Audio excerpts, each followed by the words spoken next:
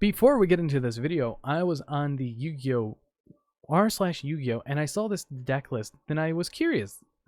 I went down to the comments and this person went 8-0. So 8 wins, 0 losses.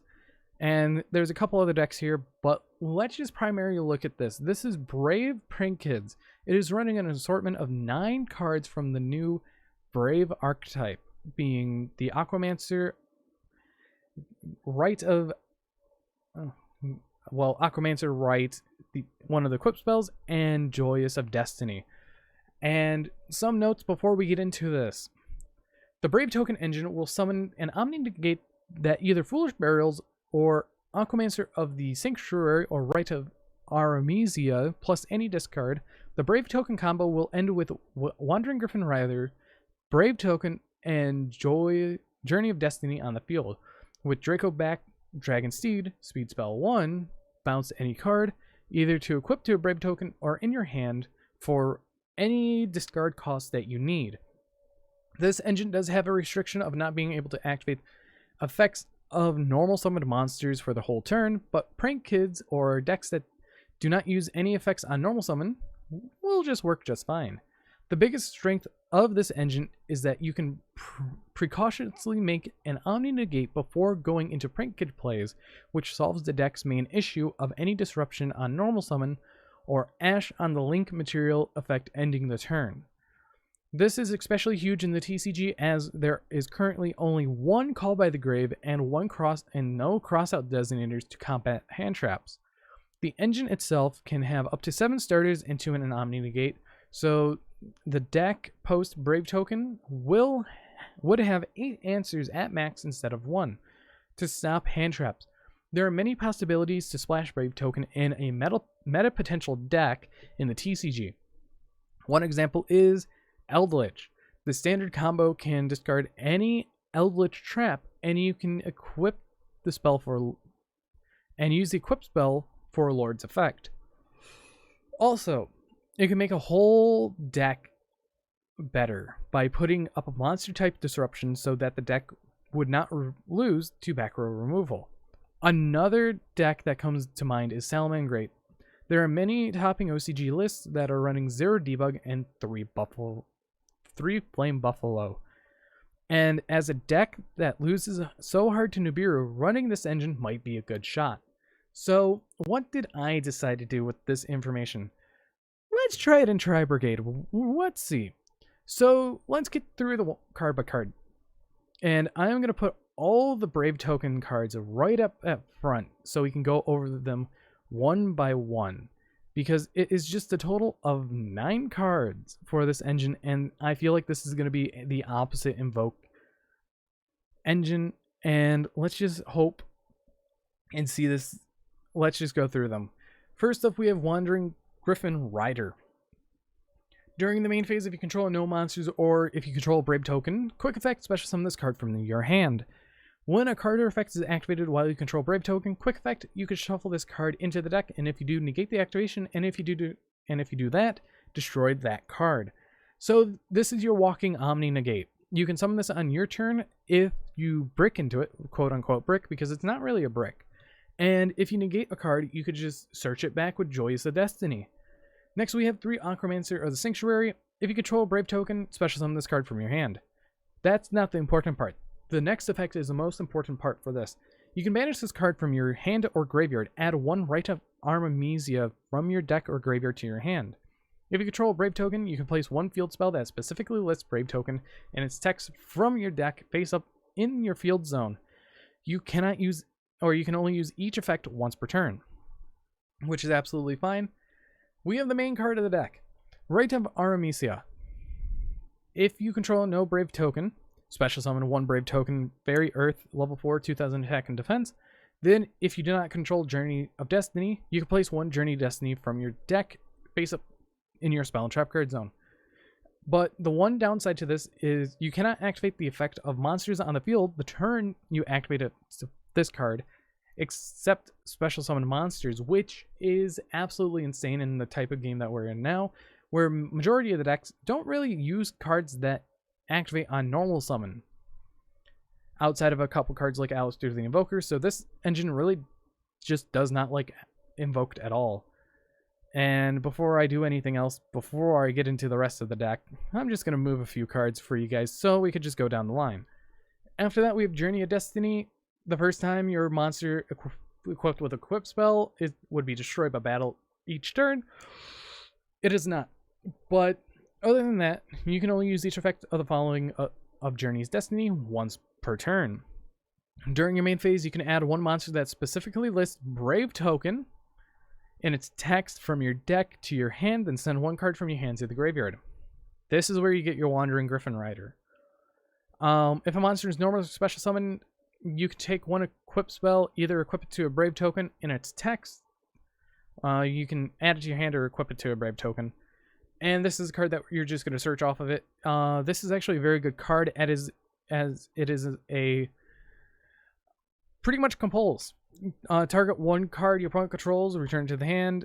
While it's equipped to a non-effect monster, you're most likely just going to keep it in your hand just for later, or if you need to put it back into the deck, because you could just search it out again next turn. And let's get through the rest of the deck. We have 3 Fractal, 2 Karis, 3 Kit, 3 Nerval, 3 Thoroughblade, 3 Ash. The 1 Barrage, the Triple Desires, the Foolish Burial, the Call by the Grave, the Tenki, which is 3, Imperm, Revolt, and the Imperial Order. Next up, we have the extra deck being Zeus, Tiger Mortar, Chakanine, Borbo, Double Shurag, 1 Axis Code Talker, 1 Appaloosa, 1 Desperate Doom Eagle, 1 Rugal, 1 Bearbrum, 1 Frigid, double Ancient Warrior Oath, and 1 Owl Mirage. Now, one thing you could do with this deck is if you summon out your, I would say if you only have enough to summon out Rugal and you only want to push that far, and you can send your Revolt to the graveyard in a line, you could summon out Nightmare Griffin, summon it to the zone that it points to, and make sure you have your Griffin in one of the zones where Griffin will point to, so you can use the effect. And then you could discard the equip spell, placing Revolt face down.